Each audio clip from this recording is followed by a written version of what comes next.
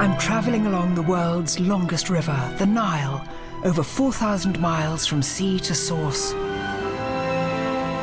It's the most remarkable journey I've ever made. Wow, it's so busy. It started over a month ago in Egypt. Look how wide it is. It's a huge river. Since then, I've crossed the world's largest man-made lake. I've seen Abu Simbel before. Phenomenal. Come face to face with the Nile's most dangerous predator. I'll leave my sandals on so the crocodile's got something to eat. Thank you. Climbed the mountain of the gods in Sudan. Yamal al-Barka, holy mountain. And contemplated a simpler way of life. Twig house. Let's try that in London. But I still have 3 more countries to go. They're coming closer. Augusto, go back. All in my journey to reach the source of the Nile. Here we are. Oh my gosh!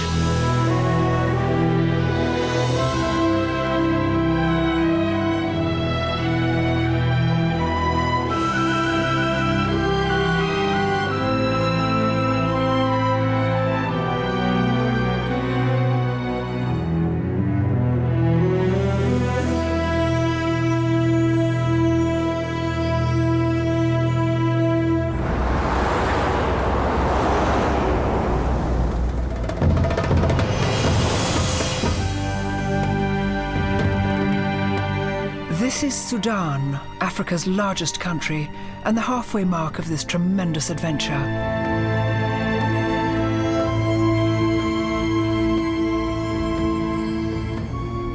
After a week in the desert, I'm looking forward to being back on the river.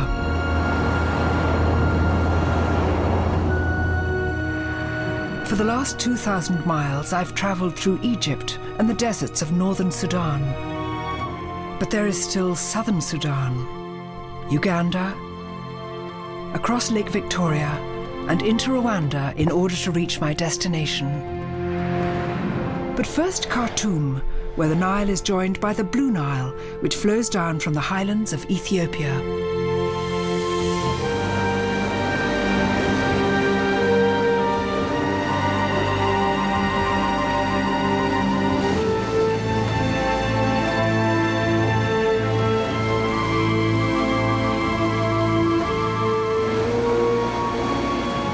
Absolutely thrilling. This is where the 2 great rivers meet. The Blue Nile, the White Nile. And you can just see the difference here. Almost like a line dividing the 2 rivers. And I've heard this, it's extraordinary. We all think of water mingling together. But here, and all in other parts of the world too, when rivers meet, they sometimes flow for as long as 10 miles together without mixing. You can see patches of it over there, where this rather browner Blue Nile is nearly mixing with the White Nile, which is coming from under those bridges. This is exactly where they meet. Tsh! Yalla, Walid, yalla.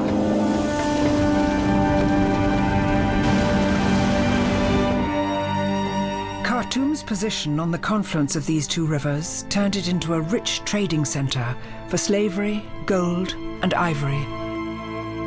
In the 1800s, the French and British laid claim to Africa, but opposition to the British presence in Sudan led to a bloody siege of Khartoum by the country's fiercest warriors, the legendary dervishes. Today, the dervishes, or whirling dervishes, are peaceful worshippers who meet every Friday afternoon to pray to Allah. Dr. Salim Noor, a medical advisor to the UN, is a dervish himself and has kindly agreed to be my guide. This is an event where people are coming to pray, but as well, you can see that there are people selling coffee, food, and other things. So it's a sort of get-together. Exactly. But also, there are a lot of people whom they come here to heal. If they have problems with their marriages, with their lives, with their parents, or it's an actually kind of treatment, therapy. A therapy? Yes. Religious therapy? Exactly. Dervishes practice Sufism, an aspect of Islam in which men give up wealth and pleasure for God in order that they may reach paradise. The whole thing about Sufi, the whole philosophy is about giving. It's either you are giving to the poor, food, support, money, or whatever, or you are giving people a good spirit to start a new life. Because the Sufis accept you any way you are. If you drink alcohol, if you don't pray, or whatever, you still can be a Sufi. That's why a lot of people became Sufis.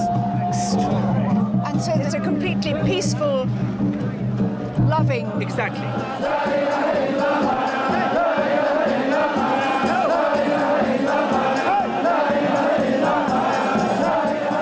Thousands of dervishes took up arms in 1898 when Britain's General Kitchener sailed up the Nile to take the city for the British, resulting in a bloody battle that left 10,000 Sudanese dead.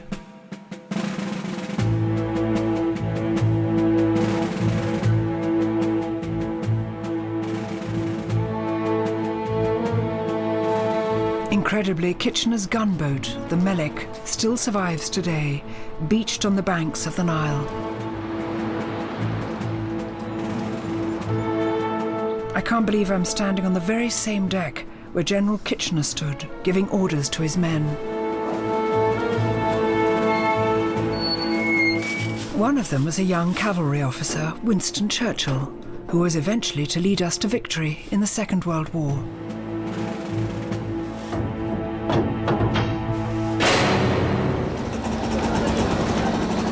The final battle, the Siege of Omdurman, took place here in what is today Sudan's largest market. I've been tipped off that while in Khartoum, I should hunt out Sudan's hidden secret. Salam alaikum, ladies. It's lovely. This is chai stop. Rings, drums, shoes. Endless snake skins, poor old crocodile skin.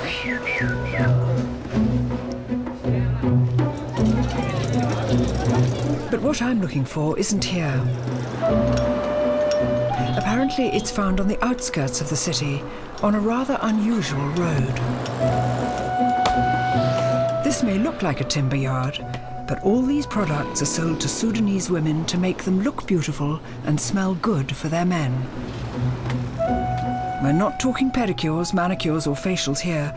This treatment, called a dukan, requires women to sit over a small pile of burning wood.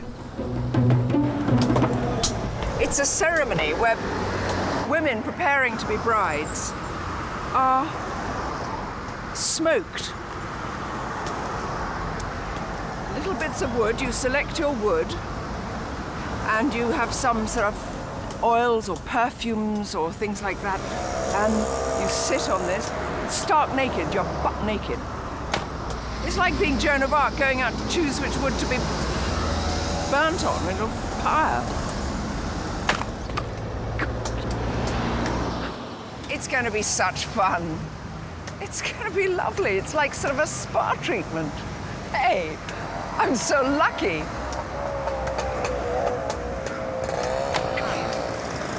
Given that this is such a secret, it's been difficult to find someone to show us how a dukan works. But fortunately, local businesswoman Hanan Abbas has agreed to help. How nice to see you, Hanan. Thank you for this. Well, it's my pleasure. Oh, thank you, Hanan. What we will do first, we will be choosing the best sort of wood Yes. that we will use for you. I see. And do you know what type of wood it is? I'm not sure what it is called in English, but it is shaf and talih, and it grows wild. It grows wild. Yeah. We know the wood as acacia. Burning acacia for perfume has a long history. It's even mentioned in the Bible. But this one, what he's choosing is actually good, and he's giving us one of the best pieces. Shukran. Thank you. Tamam. كتر خيرك. This is actually what they cover you with. Your head goes here, and then you are covered with this one. So you are more like a tent inside it. How lovely. And this what will keep the whole smoke for the good of your body. Prada. Fabulous. That's great. Do I have to get a seat, or have you got a seat? No, we've got a seat. Presumably you just choose your shape. Yes. Sometimes if you've got a square bottom, this is the square bottom type. I Or shan't the be one going... that is more comfortable for you. Yeah. How could this be comfortable for anybody? I've no idea, honestly. You see, they always come up with new ideas of how to do this, how to make it more colorful, more comfortable and everything. But basically, at the end, It's just a stool with a hole in it. Absolutely. Yeah, okay. Absolutely. Good. I have a feeling this one's not going to catch on, the square one. Brides-to-be have a dukhan before their wedding day and then regularly during their married life. Assalamu alaikum. It's associated with sensuality and eroticism, as well as cleansing and smoothing a woman's skin. Brides do this, what, once a week or?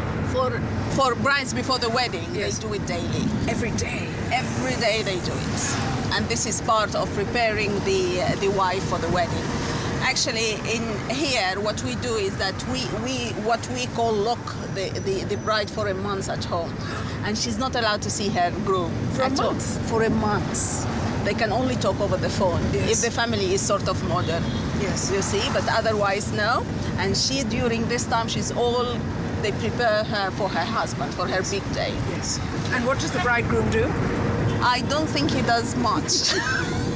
Maybe he shaves. He just looks in the mirror and just goes, yeah, that's quite nice like that. Or Shave. maybe his That's friends so will true. take him for a sauna or something as a treat. So, no, he doesn't do a So lot. she's prepared herself absolutely wonderfully. Oh, yes. And there is something I have to tell you about dukhan Yeah. that you will not hear a lot. Yeah. It makes actually a woman a bit narrow. That's very naughty of me to say. I think we should. Essential that you've told me this. So I shall be slim, bronzed, fitter. Nah. Every time you do There we it, go, small. Until you gradually begin to implode. You just oh, holy moly. Bring it on. As Hanan isn't married, she's never even had a dukhan. So she's brought me to her friend's house. Hello, Sarah. Joanna. Salam alaikum. Alaikum salam. Sarah Abbo is married and has a dukhan once a week. I must tell you, Sarah, she's very excited about it. Yes. Are you ready for it? Yes, I hope so. I hope so. So, to make a dukhan. First, bury a pot in the backyard and surround with an attractive rush mat. Then place 2 pieces of acacia wood into the pot. And light with smouldering charcoal. Finally, place comfortable but slightly bristly seat over the smoking wood. Come on, Joanna. Are you ready? Oh, you look lovely. This is the award ceremony dress when you're not going to get a prize. You don't put out your hands, you just go along looking nice at the top. Shall I sit down now? Yes, you can sit. But you have to pull it up, yeah.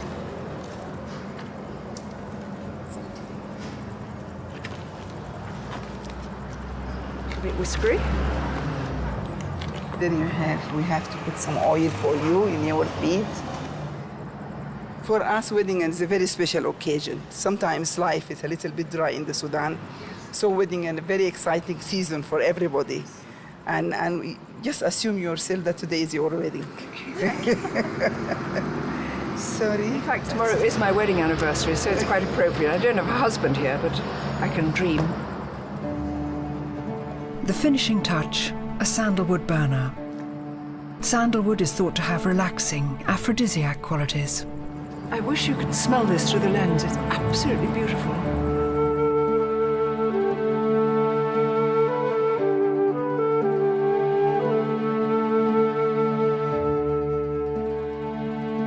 This isn't just a beauty treatment. Many women have a dukhan a month after childbirth to heal the skin and relax their bodies.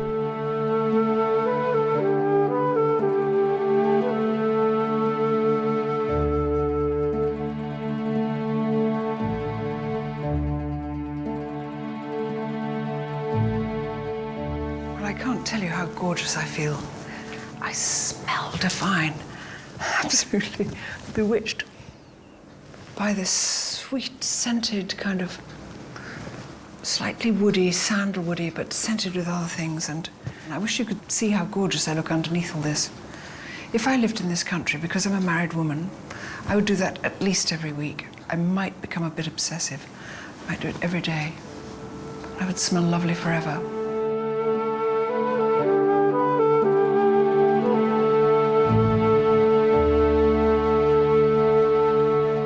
Every year, Khartoum is witness to one of Africa's most extraordinary natural events. For 3 months, the Blue Nile floods, swamping Khartoum and a huge length of the Nile all the way to the Aswan Dam in Egypt. I know all this water comes from somewhere else, so we're leaving Sudan and chartering a plane to travel up the Blue Nile Gorge to Lake Tana, Ethiopia.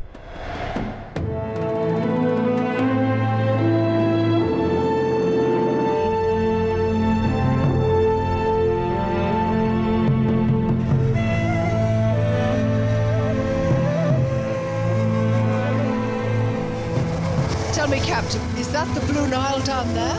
Down there, yeah. How incredible.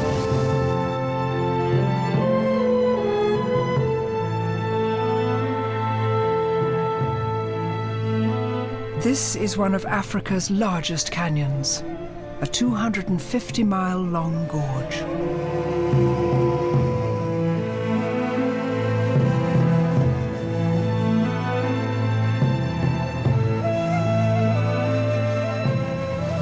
Absolutely thrilling. We are now flying over the deep, deep gorges, and at the bottom of it, the Blue Nile. I've got to say, it doesn't look blue at all. It looks the kind of colour of vanilla fudge or something.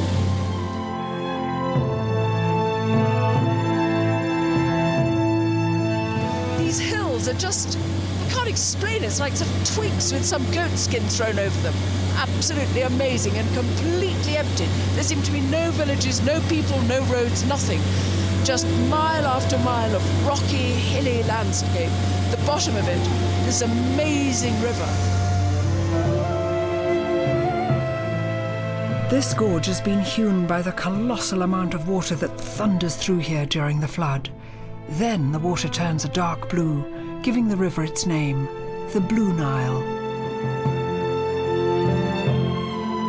It really is a big river, and the river's fast in some areas and waterfalls. There's no way you can really plan to travel a long distance.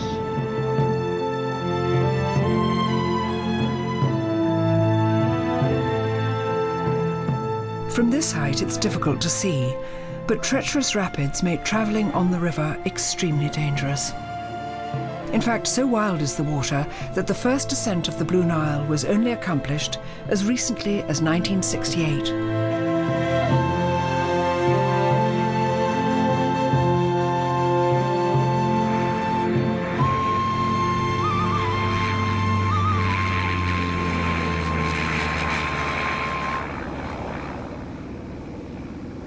At the top of the gorge is Ethiopia's largest lake.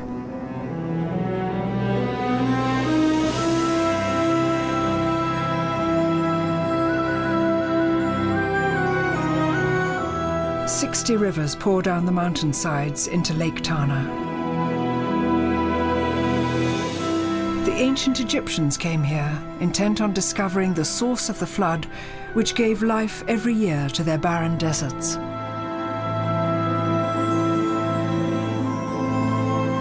Nestled on the side of the lake is the town of Bahadar.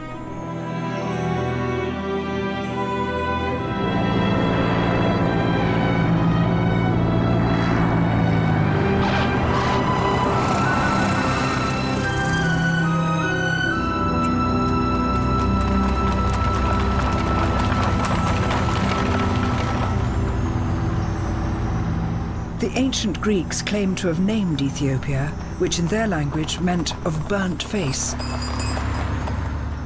However, I much prefer the local legend that says Ethiopia was named after Noah's great-grandson, Ethiopis. The country is full of surprises. Its culture is one of Africa's oldest and most diverse, with influences from the ancient Egyptians and Arabia. It has its own alphabet and language called Amharic, spoken nowhere else. And it even has its own calendar, putting it 7 years behind the rest of the Western world. Their culinary treat is a sort of pancake. Known as injera, this is Ethiopia's national dish. The only thing about these injera pancakes is that they have a sort of look of tripe about them, which can put you off, particularly when they come rolled up like wet flannels, like something you'd sort of cleaned the floor with and hadn't wrung out. You don't eat them hot like we eat pancakes hot. You let them cool down. Again, something which our palate might go, what a shame, I'd have loved it hot with maybe some thick cream and honey. But no. You can eat injera with pickles and spices, or in my case, I've gone for potato stew. Thank you. Amaseganalo.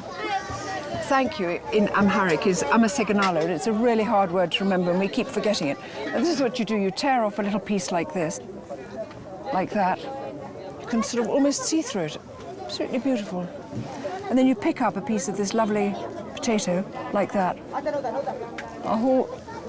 Put it in your mouth, trying to look a bit nicer than that. Injera has a sour, nutty taste, but actually it melts in the mouth.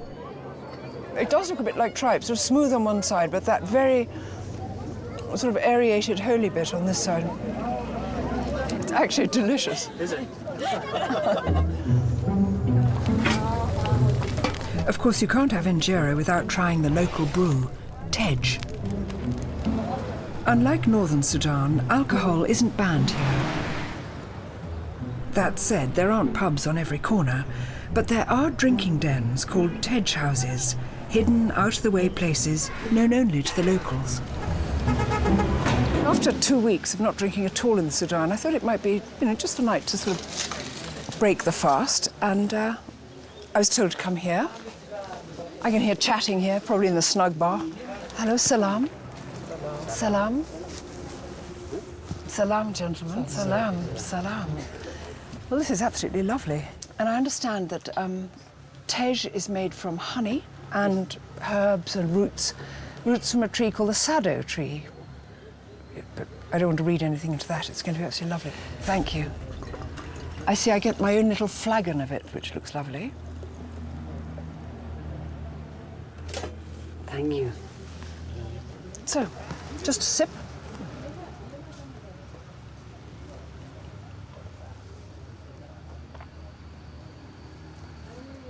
Gosh, it's delicious. It's at once rather sour and rather sweet, and rather potent. The chicken's just come in to join us. Hello, little one. You come for some tej, have you? Drink of tej. So do you touch our tej? In strength, is it as strong as whiskey or brandy or? No. Whiskey and brandy is stronger. It's stronger. It's local drink. Is tej sold in the markets? Do you sell it? No. So it's only It's drunk in... sold only here, but some people will take like this home, especially youngsters. Youngsters? Do they drink tej? University students. University students. Well, they're well known for drinking. This is awfully good. It's awfully good. Thank you. Cheers, gentlemen. Cheers. Yes. Cheers to Ethiopia, to the Nile. Yeah, Ethiopia. Yeah, Ethiopia.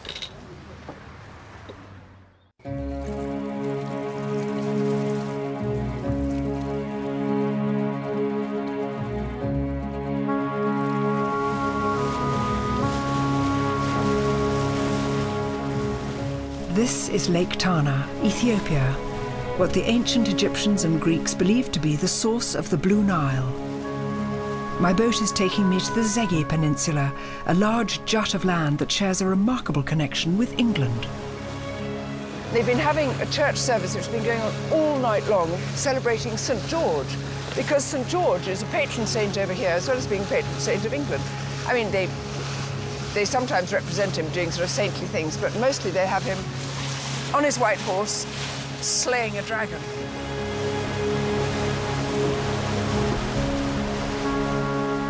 Today, about half of all Ethiopians follow Christianity, a religion that's been here for 1700 years.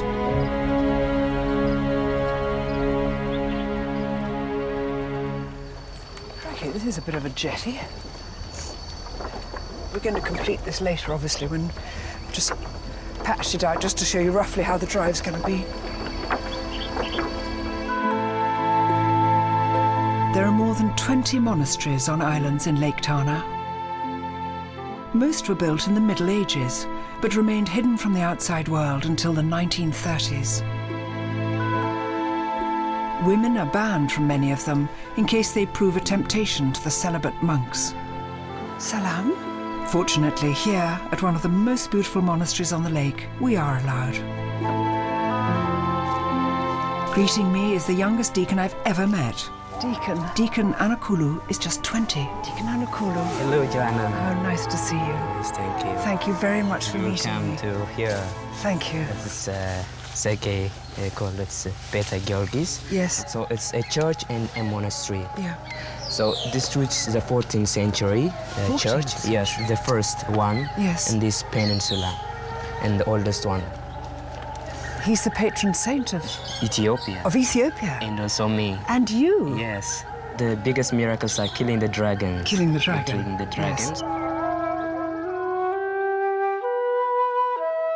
St. George was a Roman priest beheaded for his Christian faith. His is just one of the many extraordinary murals in this church.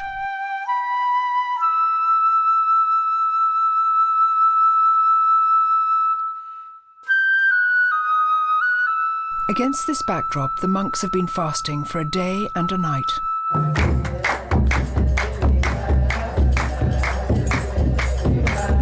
It's a ceremony that takes place every month to honor their saint.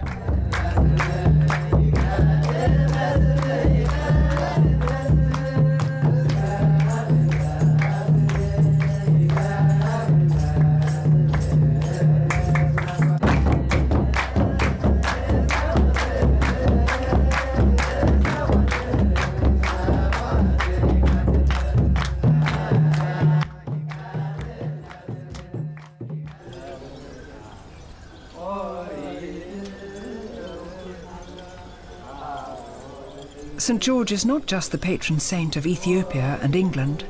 So admired is his martyrdom that countries as far away as Portugal and Russia also honour him.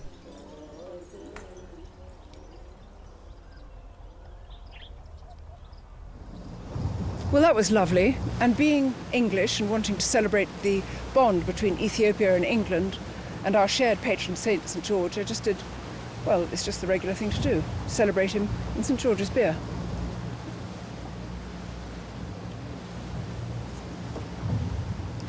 I'm quite good at drinking beer on boats. Go.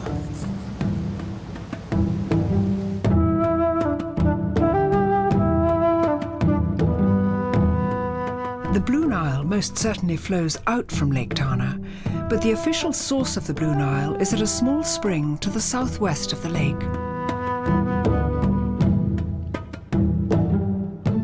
So sacred are the waters at the source that they're said to have healing properties.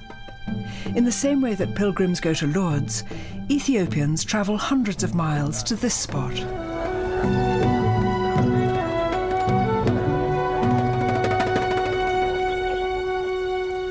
Welcome to Gish Abbey Church, the source of Blue Nile. So I've arrived here. They've drawn a mountain. We're not exactly on a mountain, but we're in a sort of alpine pasture. It says the treatment of the majority, which could be me, and I think they do exorcisms here too. Now, it's a tradition here to buy a water container and to go down and to get a little bit of Nile water and to be blessed. And so I'm going to buy one of these water containers. Hello? Hello? Can I have one of these? Yes, you can buy. I can buy. Yes. May I have a blue one? Yes. Yes? Is this the church down there? That's possible. Yeah. And when I go, I take my can? Yes. If you wanted to fetch a holy water from the church, Yeah. I can help you and bring it. If you want that. Well, I do want that. Will you come with me? Thank you. Do many people come here to be blessed? Yes, they believe this is the holy water. When so many Ethiopian people that come here, they become treatment for. Yes. So you do believe it has healing properties. Do you believe that? Yes, I believe that. Do you? Have you seen people getting better? Yes, since I am Christian, I will believe that's the holy water. Right, I see. My new friend introduces me to the priest, Father Biranu. Greetings. Hello, Father. He first came here because he had malaria and wanted to be cured by the waters. እዚያውን ፈለገ ግዮን መጥተው የሚፈወሱት በሽታዎች በዓለም ያሉት በሙሉ ከጥቃቅን ከጉንፋን ጀምሮ ከጥቃቅን በሽታዎች እስከ ትልቁ እስከ ኤችአይቪ ወሪያ የቴ በሰደይ ካካመጣ እጉሩ አይኑ የታጎረውን ያበራል ጎባጣ ጀርባውን የጎበጠው እንዲያለው ተቃንቶ እንዲሄድ እግሩ እዚህ የሰለለውን እግሩ ልምሻ ወይም ፖሊዮ ዱላ ለቆ ወይም ምርኳዙን ለቆ ተነስቶ የሚሄድበት ነገር ነው ያለ እዚህ ታላቅ ቦታ ነው።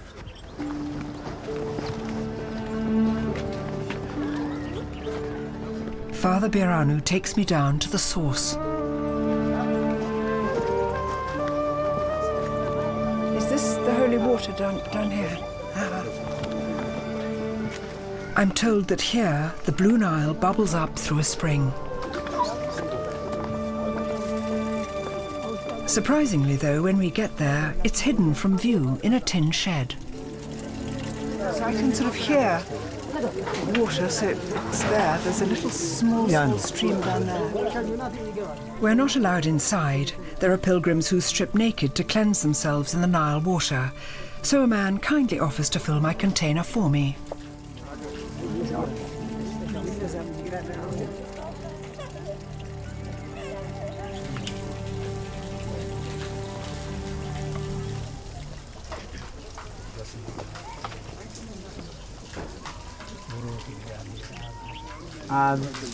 You say Ab. Ab. World. መንፈስ ቅዱስ አመናለሁ።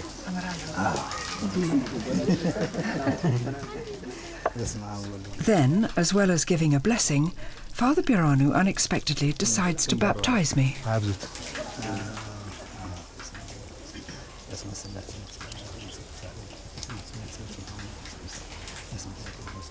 ጸጋዬ ሲል ከተሉሽ ማይኪ በረከት ካንቺ ጋር ይሁን። ኃይለ እግዚአብሔር አይለይሽ። የአብ የወልድ የመንፈስ ቅዱስ በረከት በላይሽ ላይ መንፈስ እግዚአብሔር ይደርብሽ። የተጠመቅሽ በመሆንሽ ወለተ ጻድቅ እንድትባይ ሰይመንሻል። Welete Tsarek means child of the righteous. ስለተጠመቀች አንድ ዘለል በሉላት እስቲ። Well, that was absolutely lovely. Thank you. I would like Father to write my name, the child of the righteous. Will you write that for me in Amharic so I can translate it into English? በአማርኛ ስሜን Amasignalu. Thank you. Thank you. Thank you. That's me. And actually I can use that in London for any sort of, if I'm arrested for any misdemeanors, I just flash them that fabulous yellow card. And I say, source the Nile, buddy. I'm through.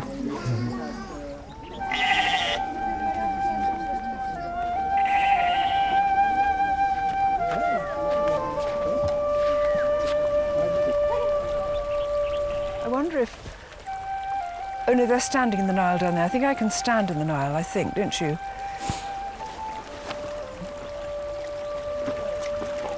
So here we are.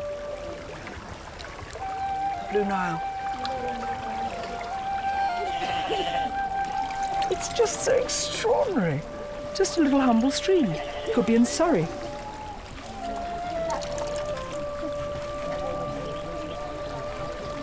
It starts off so tranquilly, doesn't it?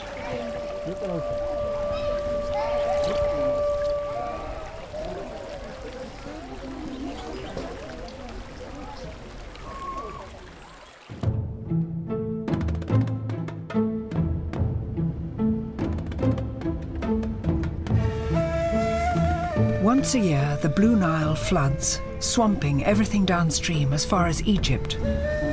The water comes from high up in the Simeon mountains, and that's where I shall go next, once we've been through the car wash, Ethiopian style. What have you got the Nile on your doorstep, you might as well use it, don't you think? Okay, do I shut my windows? Definitely.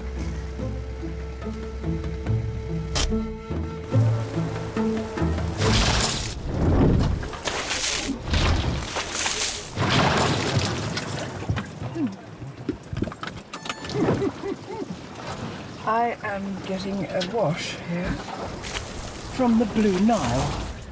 It's refreshing. I was a bit hot anyway. You're using Soap, sponge. Soap, yeah. Yeah. That's very nice, isn't it? Yeah, it's good. Because the water is clean. Yeah. Do you usually stay in the car or do you get out? No, you have to stay in. I will stay in the car because I have to drive it out. Of course you do. And then, otherwise... Otherwise we just run backwards in the river. Yeah. Goodbye. Quite hot in this car, isn't it? Sorry? Hot. Yeah, it's hot, yeah. This is very good for us. Steam. Steam? Yeah. Steam bath? Yeah, steam.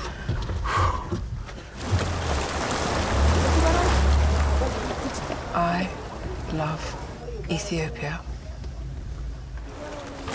Okay, let's go. God, what a clean car and a wet seat. That's heaven.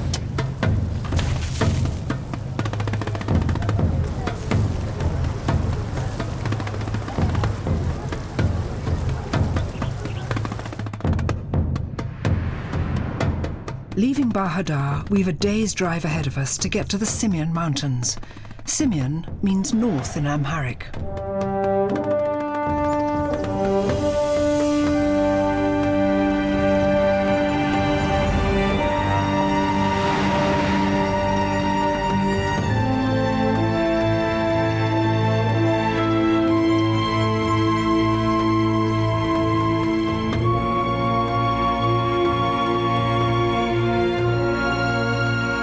The Greek philosopher Homer believed these mountains to be the playground of the gods who would come here and play chess on their days off.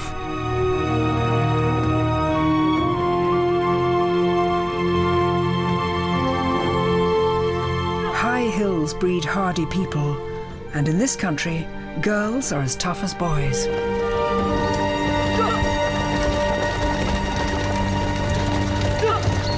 I've heard so much about them. These are the Simeon girl runners.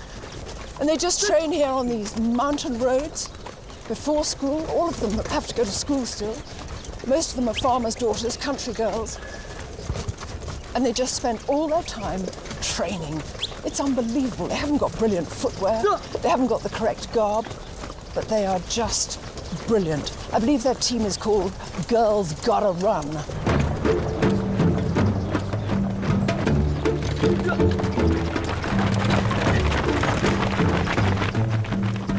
In the last 10 years, Ethiopia has dominated the medals board in long and medium distance running events. Their most famous athlete is Haile Gebrselassie. Considered one of the greatest runners of all time, he's broken most long distance world records and won 2 Olympic golds. These girls, aged just 14 to 16, are some of Ethiopia's next Olympic hopefuls. They train every other day under the careful tuition of ex-national athlete Melaku Tadios. በከፍተኛ ሎዱ በጣም ከባድ በሆነ አየር ከባድ በሆነበት ትሬኒንግ በሚሰሩበት ሰዓት ከዚህ ሰርተው ወደ አዲስ አበባ ባህር ዳር ሄደው በሚወዳደሩበት ሰዓት አሸናፊ ይሆናሉ። ከዛ ያለው አየር ቀለል ያለ ነው። ለንደን ቢሄዱ ዝቅተኛ ቦታ ላይ በጣም ቆንጆ ነው። በጣም ነው የሚያሸንፉ። ሴቶቹ ይቀላል። ትሬኒንግ በሚሰጥበት ሰዓት ልጆቹ በደንብ ኤክሰርሳይሱን ይሰሩታል እና ከወንድ ይልቅ ሴቶች ልጆቹ አሸናፊ ይሆናሉ።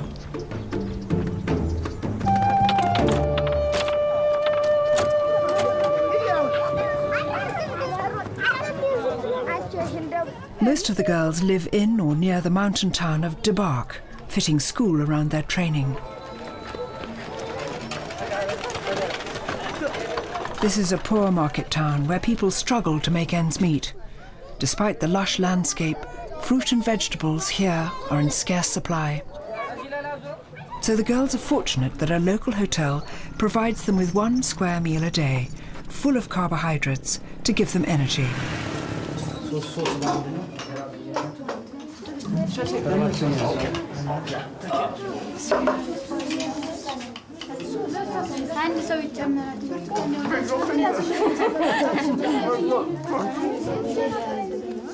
They may be adequately fed, but many of the girls still don't have proper running gear. Can someone on the table show me a bad shoe?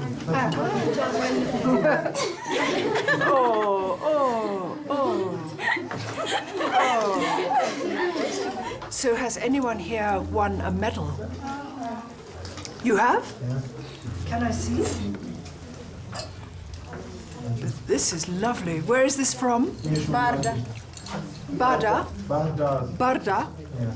And this one? Oh, 2. Good girl. Wonderful.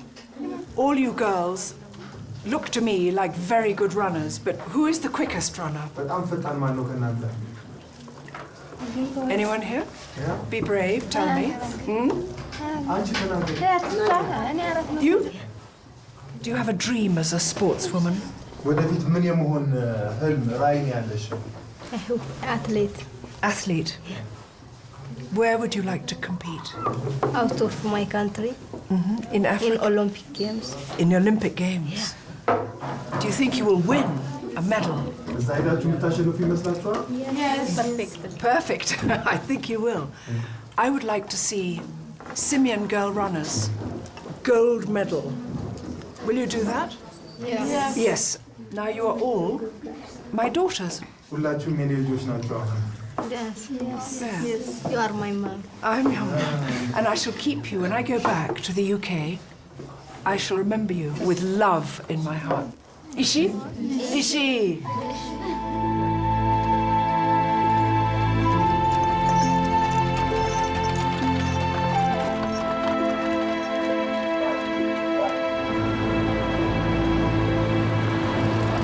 Before leaving Ethiopia, I travel higher up into the Simeon Mountains.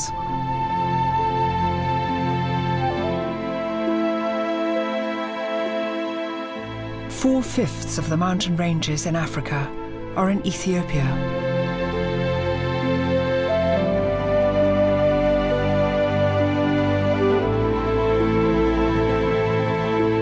The Simeon Mountains are home to these beautiful baboons.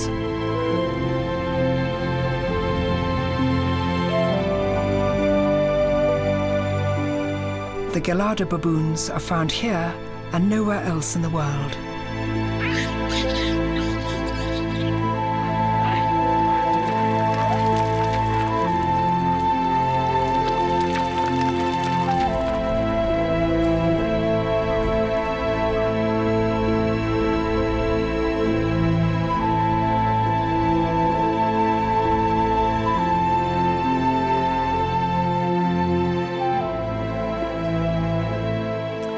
This is the most extraordinary country I've ever been to.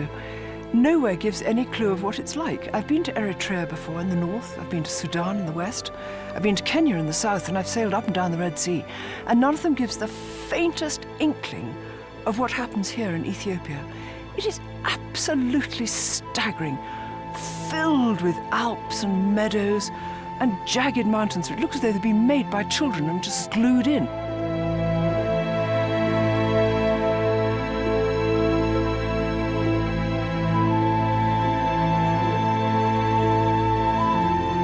These are some of Africa's tallest mountains, over 2 miles high.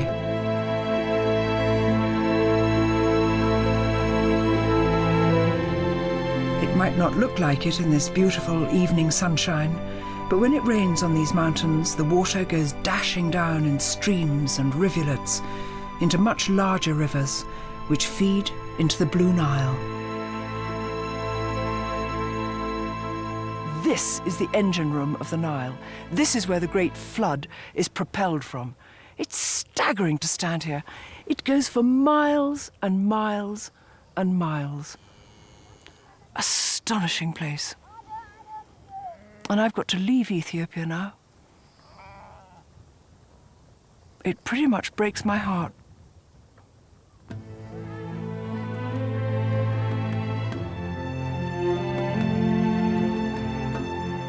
I must push on to the final stage of my journey that will take me into Uganda, then Rwanda, and the source of the Nile itself.